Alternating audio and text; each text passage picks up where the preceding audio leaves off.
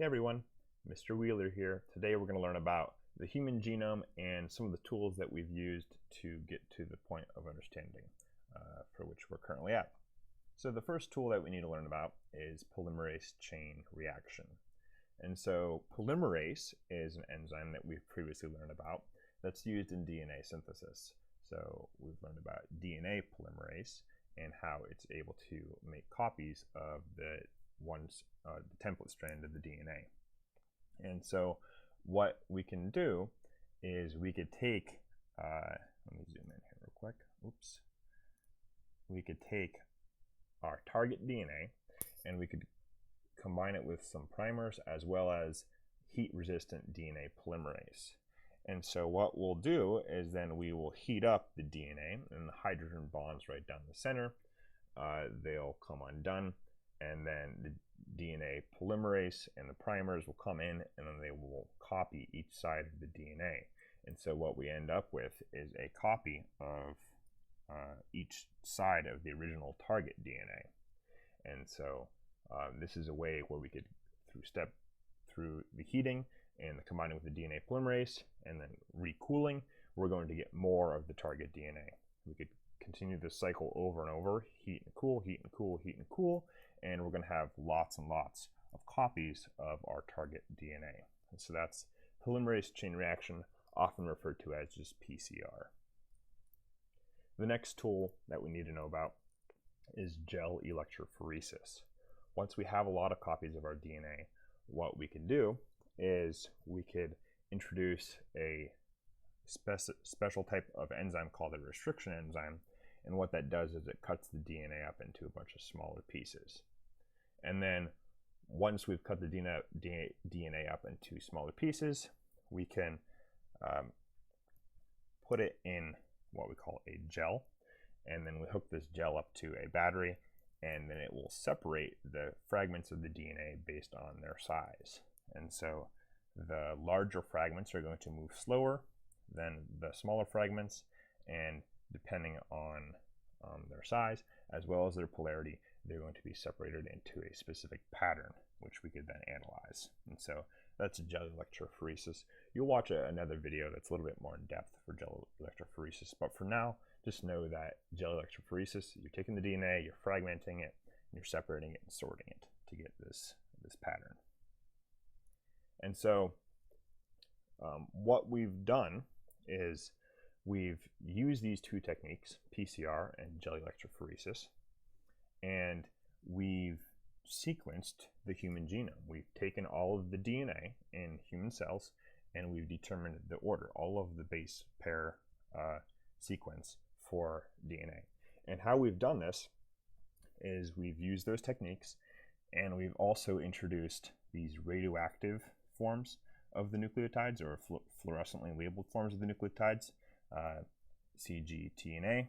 And so we break down the DNA, we introduce these new bases, and the DNA polymerase comes in and it inserts the new fluorescent or radioactive forms of those bases.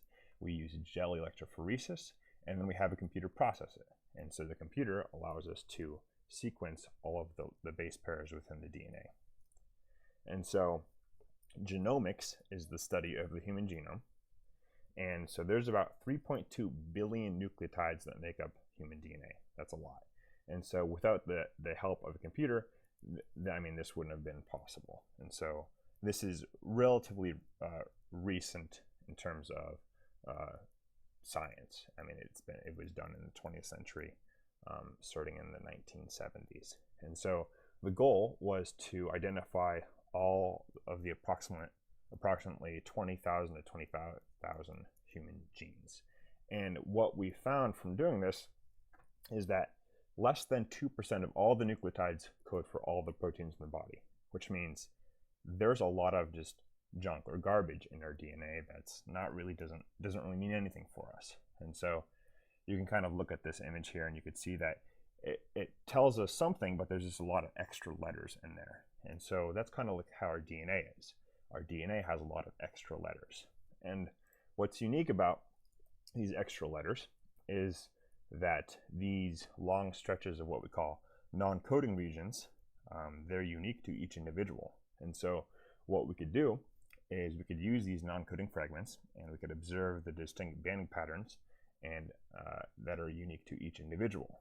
And if we could identify those patterns, we can use them in forensics. This is how, like for instance, if we were to get DNA from a crime scene, we can match it to a certain suspect. This is how paternity tests work to see if someone's the father of a child or not. They're going to match the DNA. Well, that's how they do it, is they use the non-coding regions that are unique to each individual.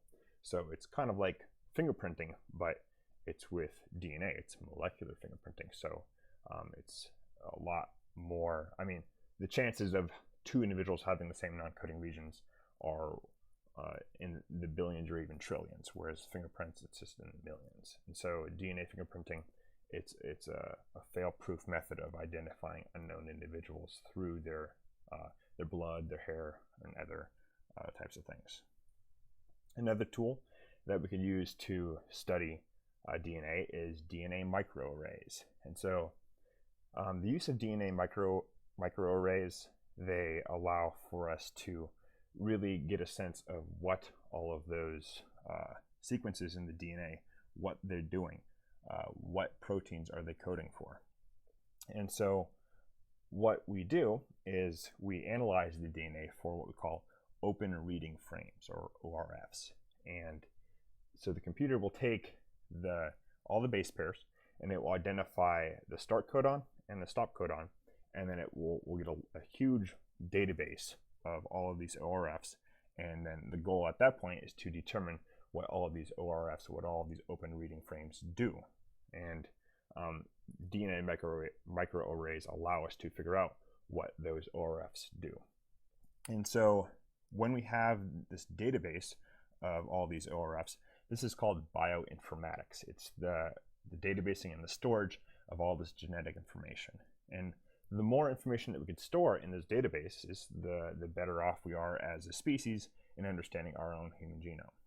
So the way a DNA microarray works is you're going to take two samples from two different populations of cells. In this example, we have cells that are normal functioning somatic cells, and then on the right side we have cells that have cancer. So what we do is we extract the mRNA from those cells and purify it. We could scale it up if we want using PCR.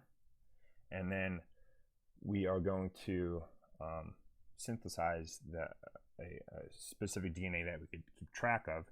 In this case, we're using two fluorescent dyes, green and red.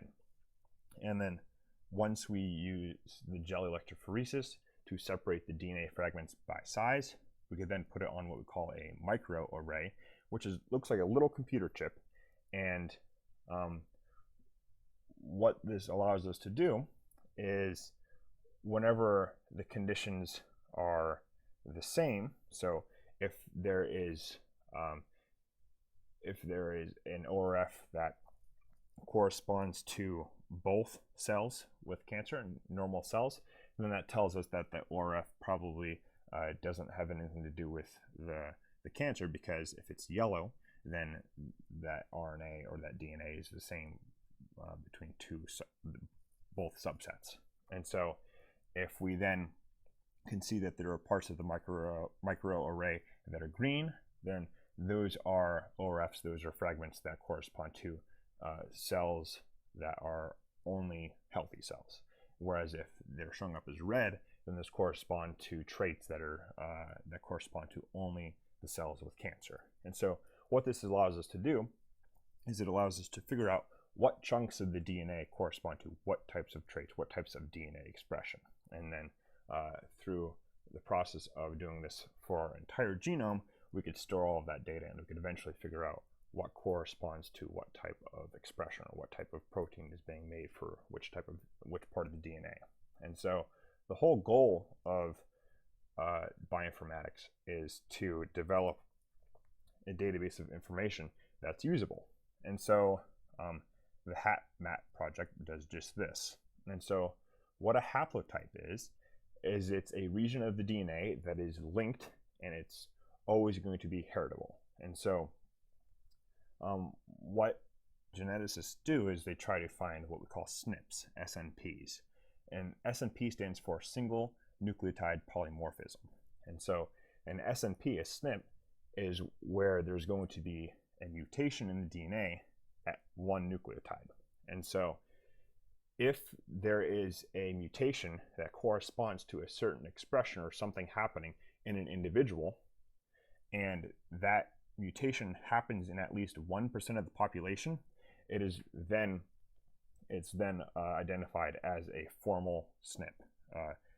It's a known mutation, and it gets classified as a haplotype. And so geneticists try to develop a database of all these haplotypes so that someday we will be able to just sequence someone's DNA and say, oh, well, you have this SNP, and this is going to be the result because this is in our database. This is a known mutation, and it causes this disease. It causes this disorder. And so that's the benefit of having these haplotype databases to identify SNPs, so that they could be indicators for problems or things that we could have control over if we were to take a medicine that was particular to solving a certain type of genetic disorder, and we're matching that to someone's genome. That's actually called pharmacogenomics, and that's the ultimate goal of being able to do all this stuff, is so that we could treat diseases before they even start to show up.